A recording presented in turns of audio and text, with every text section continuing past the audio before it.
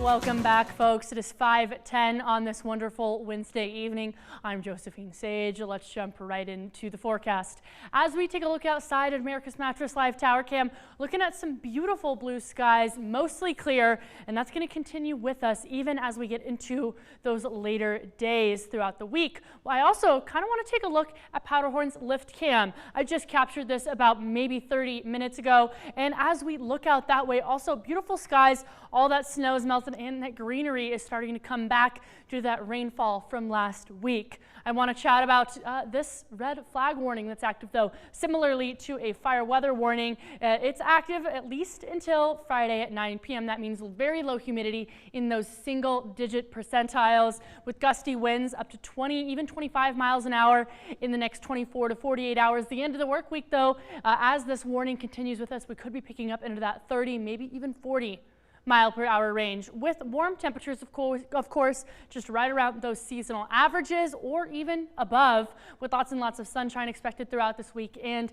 again, still those gusty winds are hanging on out. First thing I want to chat about is tracking the heat. We've been doing it all week, and as this is pushing on up from the south, we've got high pressure sticking around at least, that southern border of Colorado. So specifically over that Four Corners region, there's going to be a lot more warmth than even what we're going to experience here in the Grand Valley, but continuing to push on up, leaving us in that yellow, that red, that orange zone as we wrap up the work week. I want to chat about heat safety tips.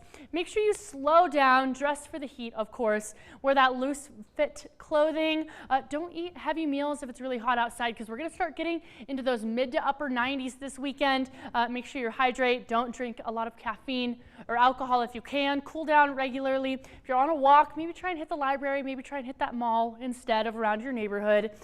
Check on your friends, your family, your neighbors, and always check that backseat for kiddos when you're headed out and about. Right now, 90 degrees in Grand Junction, 87 in Montrose, and if we take a look at those wind speeds, Glenwood Springs is in those teens, but like I said, as we get into tomorrow, even late this evening, we could be getting up into 20, maybe 25 mile per hour ranges.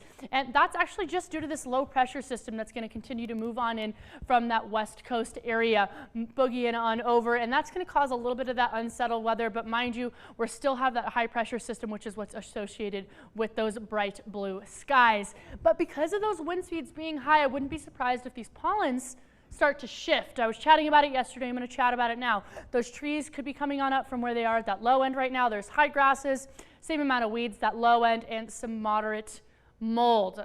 That overall setup for tomorrow, because of that low pressure system moving on in, could have a little bit of some moisture over those states north of us, but mostly staying dry for us here on the western slope. And same here, that storm potential along that front range area, especially that northeast corner of Colorado, could be having some strong to severe storms. However, I want to chat about us tomorrow. Beautiful clear skies up to 92 at 3 p.m. and I've got Bud and Sparky hanging out with me all week this week for the dog walking forecast. Please feel free to send me one at jsage@krxtv.com. I'd love to chat about your dogs on next week's forecast. That extended forecast will show us Monday, Tuesday, the hottest days of the week in those mid to upper 90s. Definitely wear that sunscreen, those shorts, and those short sleeves.